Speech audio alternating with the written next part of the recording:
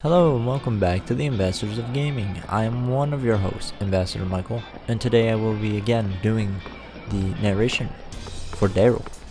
He has given us his impressions on the latest Yakuza spin-off game, Judgment, from Studio Ryu Ga Gotoku, and he wanted to let you know what he thought about it, because as always, Darrell's opinion is one of the only ones that matters, and is most definitely the most important.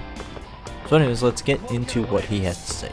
We finally have a Western release for the latest Ryu Ga Gotoku studio titled Judgment on PS4, after being available since December 13th in Japan. It did get withdrawn from sale in March thanks to the arrest of Pierre Taki for suspected cocaine use, which had Sega withdraw his image from the Western release.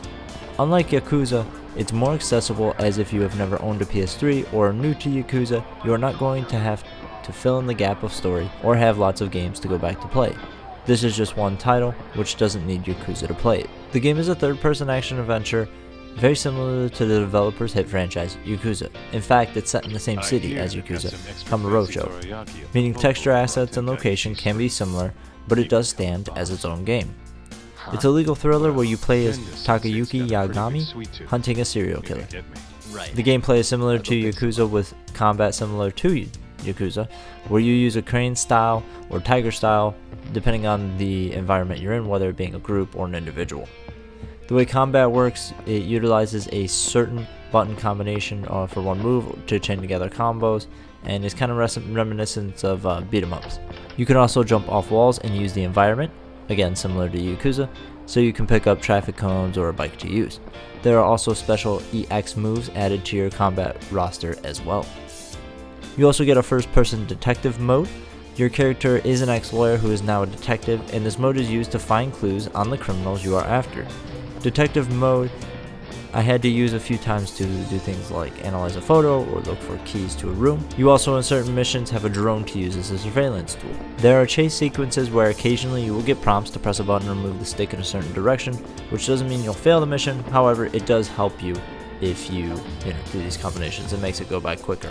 The open world is vibrant and is very easy to navigate, and from briefly playing a couple of demos of Yakuza 6 and Kiwami 2, and my own story playthrough on Yakuza 0, it felt naturally at ease. The story based on the first chapter seems very strong, and it didn't take much gameplay to take this title into its own identity, even if it is a spin-off of Yakuza. Visually it's striking, much like its Yakuza counterpart, which is no surprise seeing as they reused a lot of the assets. The world again is vibrant in the day or the night. If you have neon signs flashing, you will see it replicated in a reflection on a puddle, or if people walk by, you'll see their reflection in the puddle. Knocking over a chair in a cafe and looking back through the window when you go outside, you'll see the chair still knocked over. Lots of thought has gone into the details of this game. You will get various side quests, fetching an item for a friend or helping someone in trouble. Overall, it's a brilliant game. Striking out from Yakuza was a bold choice, but this game could be a better IP for them.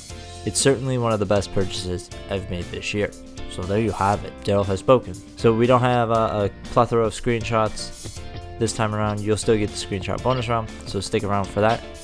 And until next time, I am Ambassador Michael. Thank you for checking out Darrell's impressions. Please, of course, interact with us any way you can. Help us fight the algorithm, because YouTube hates us. Any way you could help would be wonderful. Thank you, and until next time.